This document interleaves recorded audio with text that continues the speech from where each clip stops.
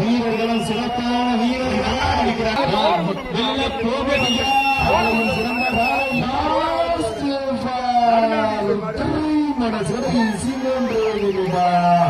கவனமாக ஒரு அவசரம் சீமாடு நிகழ்ச்சி என்றால்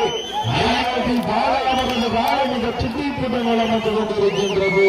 அந்த காலையினை அடக்கிய வீரியம் என்ற ஒற்றை நோக்கோடு வளம் வந்து கொண்டு